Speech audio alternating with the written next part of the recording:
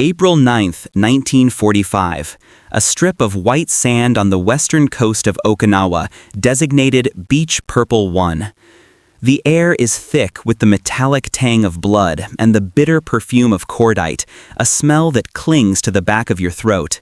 It's been 8 days since the invasion began, 8 days since the 1st Marine Division hit this shore, and the illusion of an easy victory has been shattered against the hard reality of Japanese defenses. For the men of the 2nd Battalion, 5th Marines, this beach is no longer a landing zone. It is a coffin. They are pinned down, 2,000 of them. They lie flat against the sand, their olive-drab fatigues barely distinguishable from the churned-up earth and scrub grass. Every few minutes, the world explodes. A high-velocity crack splits the air, followed by the supersonic whip of a 70mm shell. It isn't artillery raining down from an unseen location. This is direct fire, precise, murderous. The shells slam into the thin line of American armor, tearing through Sherman tanks as if they were made of canvas. They shred Amtraks, and they vaporize any cluster of men foolish enough to believe they've found real cover. The source is a single concrete and coral pillbox, nestled into a ridge 800 meters inland.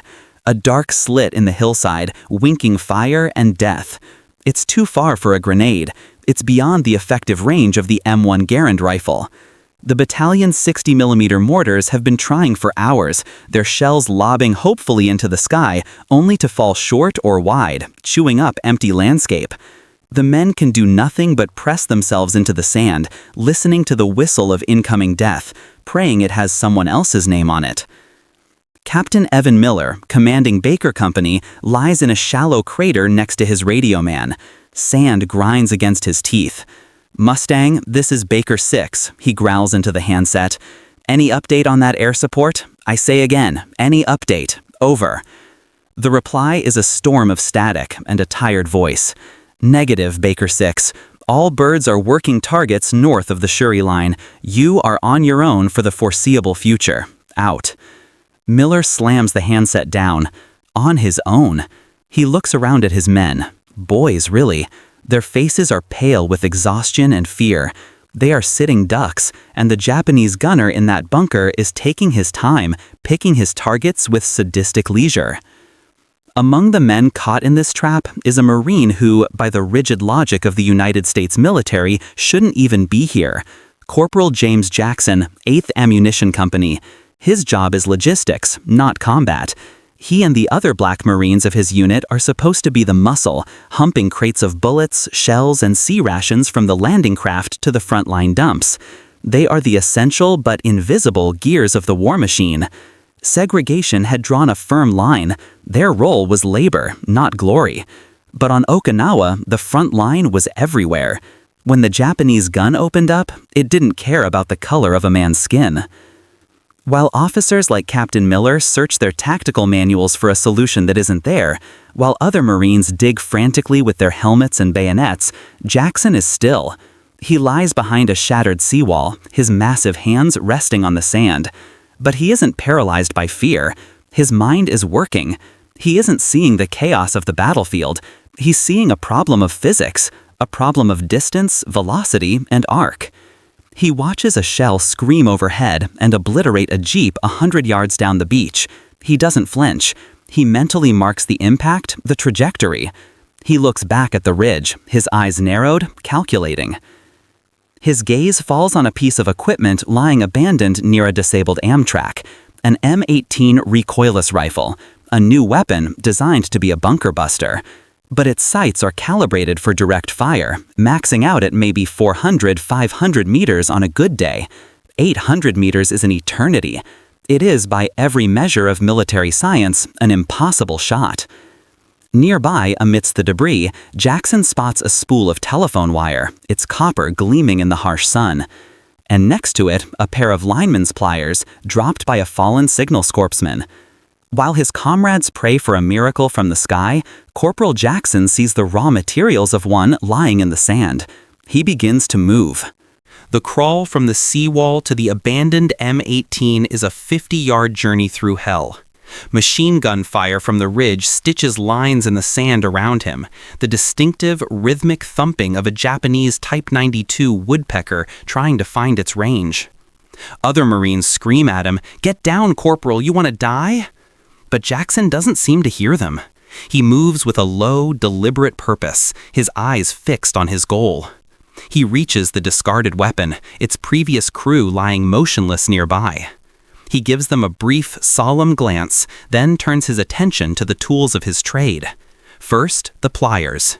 Then he unspools a 3-foot length of copper wire. He finds a relatively safe spot in the lee of the knocked-out Amtrak and goes to work. His hands, accustomed to the brute force of hauling 100-pound ammo crates, now move with the delicacy of a watchmaker. He doesn't rush. He doesn't panic. The thunder of the enemy gun, the screams of the wounded, the frantic shouts of NCOs, it all fades into a distant hum. In his mind, there is only the wire. He uses the pliers to bend it, to shape it. He creates a small loop at one end, then a precise 45-degree angle, then another straight length, and finally a small upright post at the far end. It looks like nothing, a child's toy, a piece of junk. A young second lieutenant, his face smudged with dirt and fear, scrambles over. "Corporal, what in God's name are you doing? I gave no order to move. Get back to the ammo line." The lieutenant's voice is high, cracking with the strain of command. Jackson doesn't look up. He continues his work, his brow furrowed in concentration. "Sir," he says, his voice a low, steady baritone that cuts through the lieutenant's panic. "That gun is 800 meters out, give or take. This M18, the shell travels at about 300 feet per second. At that range, the drop is significant." He pauses, pinching the wire into a final sharp angle.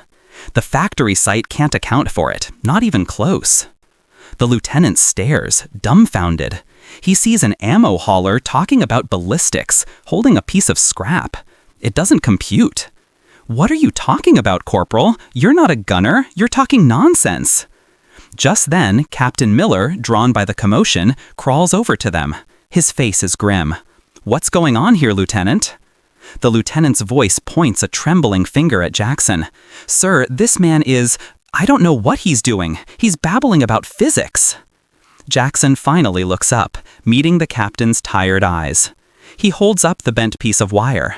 "Captain," he says calmly, "before the war, I worked on my uncle's farm back in Georgia. Had an old tractor. Thing was always breaking. You learn how to make things work with what you've got." He points the wire toward the enemy pillbox. "That bunker is a fixed position. We know the distance. We know the weapon. The only thing we don't have is a way to aim it." He turns the wire in his hands. This is a way to aim it. It's just geometry, sir." Captain Miller looks from the resolute face of the corporal to the smoking wreckages on the beach, to the faces of his terrified men. Every rational thought, every word of his officer training tells him this is insane. But desperation is a powerful motivator. He's out of options. Air support isn't coming, the mortars are useless. They can either lie here and be slaughtered, or they can take a 1 in a million chance on the quiet man with the piece of wire. He looks at Jackson, really looks at him, and sees not insubordination, but an unshakable, almost unnerving confidence. "All right, Corporal," Miller says, his voice barely a whisper. "Show me." He turns to the stunned lieutenant. "Get him a gunner and a loader, and find him a live round for that thing. Now." A flicker of hope, fragile and absurd, begins to cut through the despair on Purple One Beach. The order ripples out through the chain of command, a strange mix of disbelief and desperation. A gunner, a grizzled sergeant named Frank Kelly, crawls over, his face a mask of skepticism. "Captain, you for real?" Miller just points at Jackson. "He's in charge of the gun, Sergeant. Do what he says." Kelly looks at Jackson, then at the ridiculous piece of wire in his hand, and shakes his head. But an order is an order. A loader, a private barely out of his teens, follows, his eyes wide as he drags a 57mm high explosive round behind him. Jackson is no longer just a corporal. He is the director of this small, desperate stage play. "Sergeant," he says, his voice losing none of its calm authority. I need you to set the tripod right here. Dig the trail spade in deep, deeper. He gestures to a spot in the sand. He isn't just placing the weapon, he's creating a foundation. He knows the M18 is a recoilless rifle, but that name is a lie.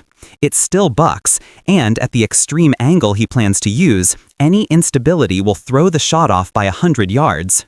He has the loader pour water from his canteen onto the sand around the tripod legs, making a thick mud to pack them in place, turning the shifting beach into a solid firing platform. As they work, the absurdity of the situation becomes clear. To hit a target 800 meters away with this weapon, the shell needs to be thrown into the air like a mortar round. It needs to fly in a high parabolic arc. Jackson directs Sergeant Kelly to elevate the barrel. More, Jackson says quietly. More. Kelly cranks the elevation wheel, his eyes on the spirit level. The barrel tilts up, past 10 degrees, past 20. "Corporal, this is crazy," Kelly mutters. "We're aiming at the sky." Jackson doesn't answer. He walks to the side of the weapon and, using more wire, carefully fastens his crude bent wire contraption to the barrel. It sits several inches above the weapon's actual sight, an angular, ugly appendage. You have to understand the mathematics of what he's attempting. The standard sight on the M18 is a simple telescope, designed for you to put the crosshairs on a target you can see and pull the trigger. It accounts for a little bit of bullet drop over a few hundred meters. Jackson is calculating a trajectory that is almost entirely drop. He has to aim at a point in the empty blue sky, a point that his mind has calculated will allow the shell, after 8 or 9 seconds of flight, to fall directly onto the target. He has to account for the crosswind blowing in from the sea, a wind he can feel on his cheek and see in the drift of the smoke on the beach. He's doing the work of an artillery fire direction center, a team of men with maps, charts, and slide rules, all inside his head. He steps behind the weapon. The Japanese gun, as if sensing a new threat, fires again. A shell impacts 50 yards away, showering their position with sand and hot shrapnel. The young loader cries out, clutching his arm where a small piece of metal has torn through his sleeve. "Jackson, now!" Captain Miller yells, his voice raw with urgency. "Take the shot!" Jackson ignores him. He puts his eye to the small loop he fashioned at the end of his wire sight. He squints, lining up the upright post at the other end with a specific cloud formation on the horizon. He's not looking at the bunker. He's looking at his imaginary aiming point in the sky. He makes a final minor adjustment to the gun's traverse, tapping the tripod leg with the toe of his boot. He breathes out, slow and steady. The world shrinks to the space between his eye and that piece of wire. He turns his head slightly, his gaze still fixed on his aiming point. "Sergeant," he says to Kelly, his voice now a soft whisper carried on the wind. "Fire on my mark." A profound silence seems to settle over their small patch of beach. Every man around them holds his breath, waiting. Time seems to slow down, to stretch thin. For Corporal James Jackson, the cacophony of the battlefield has dissolved into a single, pure note of focus. He feels the gritty texture of the M18's steel trigger mechanism under his thumb. He sees the world through a crude aperture of bent copper wire. He isn't thinking about the 2,000 men holding their breath behind him. He isn't thinking about the segregation that put him on this beach to haul boxes instead of aim weapons. He is thinking only of the invisible arc, the graceful, deadly parabola that exists only in his mind's eye. He watches a gust of wind kick up a swirl of sand near the water's edge, and he makes a final, imperceptible mental adjustment. This isn't a science he learned in a classroom. It's an instinct, honed by years of judging the wind before planting a seed or fixing a piece of farm equipment with nothing but intuition and feel. It is the genius of the practical man, a language of physics spoken not with numbers and chalk, but with hands and wire. He is ready. He exhales the last of the air in his lungs, finding that still point at the bottom of the breath. He gives the command, his voice devoid of any emotion, as calm as if he were asking for a glass of water. "Mark." Sergeant Kelly, his own disbelief momentarily suspended by the corporal's absolute certainty, squeezes the trigger. The M18 recoilless rifle doesn't just fire, it erupts. A deafening roar tears through the air, and a massive cone of flame, smoke, and sand erupts from the back of the weapon, a violent backblast that momentarily whites out the world. The 57mm shell is gone, racing into the sky. For a moment, nothing happens. The shell is a tiny speck, climbing against the vast, indifferent blue of the Oklahoma sky. It's too small to see, too far to track. The men on the beach crane their necks, their hearts pounding in their chests. 1 second. 2. The silence that follows the blast is more terrifying than the noise. 3 seconds. 4. Did he miss? Did the shell fall harmlessly into the sea? Was this whole thing just the desperate fantasy of a madman? Captain Miller feels a pit in his stomach. He's staked the lives of his men on a corporal with a piece of scrap wire. 5 seconds. 6. 7, and then it happens. It's not a sound at first. It's a light, a brilliant, silent flash of orange and white on the distant ridge. It's not to the left of the bunker, not to the right. It is a direct, catastrophic hit on the narrow firing slit of the Japanese pillbox. A beat later, a second, much larger explosion blossoms from the same spot. A deep, gut-wrenching boom rolls across the 800 meters of contested ground as the ammunition stored inside the bunker cooks off. A pillar of greasy black smoke begins to climb into the sky, a funeral pyre marking the grave of the gun that had held them all hostage. The relentless, rhythmic hammering of the Japanese cannon is gone. The only sounds are the gentle wash of the surf and the whisper of the wind. The silence is shocking, absolute. For a long moment, 2,000 Marines lie frozen, unable to process what they have just seen. Then a single, hoarse voice from somewhere down the line screams, "Yeah!" It breaks the spell. Another shout joins in, then a dozen, then 100. In a wave of pure, unadulterated relief, the entire battalion rises to its feet. Helmets are thrown in the air. Men clap each other on the back, their faces streaked with tears and grime, laughing with the giddy joy of those who have been granted a reprieve from death. Captain Miller can only stare, his binoculars fixed on the smoldering wreck on the ridge. He lowers them slowly and turns to Corporal Jackson. The big man is already on one knee, calmly using his pliers to snip the wire from the M18's barrel, as if tidying up after a routine chore. Miller walks towards him, his boots sinking in the sand, his mind struggling to comprehend the impossible event he just witnessed. He stops in front of Jackson, who looks up, his face placid. The captain opens his mouth, but the only word that comes out is a question, filled with awe and disbelief. How? Corporal Jackson looks at the piece of wire in his hand, now slightly blackened from the muzzle blast. He turns it over, as if the object itself holds the explanation. "Just geometry, sir," he says, his voice as steady as ever, "and a little bit of luck." He offers no further explanation. He doesn't need to. In that single, breathtaking moment, he had translated a lifetime of practical knowledge into an act of war that defied everything the United States Marine Corps thought it knew about ballistics. It wasn't luck. It was genius, born of necessity and expressed through the humble medium of scrap metal. The spell of the impossible shot is broken by the urgent needs of the war. With the bunker silenced, the paralysis on Beach Purple 1 is over. NCOs start yelling, "All right, you mothers, let's move. Get off this beach." The advance can continue.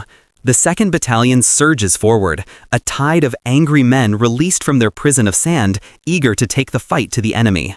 Jackson and the other men of the 8th Ammunition Company go back to their work, hoisting crates of .30 caliber rounds and mortar shells, feeding the relentless hunger of the front line. The M18 is taken over by another gun crew. The moment passes. In the chaotic bureaucracy of war, Jackson's feat becomes a footnote, and then not even that. Captain Miller, in his after-action report, describes the neutralization of the enemy emplacement by an M18 rifle team using an unconventional high-angle firing solution. There is no mention of Corporal James Jackson, no mention of the wire, the pliers, or the quiet confidence of the man who saved them all. It's not a malicious omission, it's simply how the machine works. Medals and commendations were for acts of valor performed by combat troops, by riflemen and machine gunners. Jackson was logistics, He was a black Marine in a military that saw him and his comrades as capable laborers, not as battlefield savants. The system had no category for what he had done, and so the system forgot him. The war ends. Corporal Jackson returns home not to a parade, but to a country that still judged him by the color of his skin. He goes back to Georgia, gets a job at a local garage fixing cars and tractors. He marries, has children. He never speaks of Okinawa. Not of the fear, not of the blood, and certainly not of the shot. How could he explain it? How could he describe the moment when he bent time and space with a piece of wire? To his family and friends, he is just a good, quiet man who is unnervingly good at fixing things. A man who can look at a broken engine and see not a mess of parts, but a logical system waiting to be put right. The 2,000 men who were on that beach would tell the story for the rest of their lives. They would speak of the miracle shot, the 1 in a billion blast that saved their skins. But over the years, the details would blur. The man who took the shot would become anonymous, a nameless, faceless gunner. His identity, his genius, was an echo that faded into the greater noise of the war. History is a story told in broad strokes, a narrative of generals, strategies, and decisive battles. It rarely has time for the quiet moments of ingenuity that turn the tide on a forgotten stretch of beach. It has no room for the corporal who saw a solution where everyone else saw only death. The story of James Jackson is a reminder that the most powerful weapon on any battlefield is the human mind. His legacy is not a medal pinned to a uniform in a museum display case.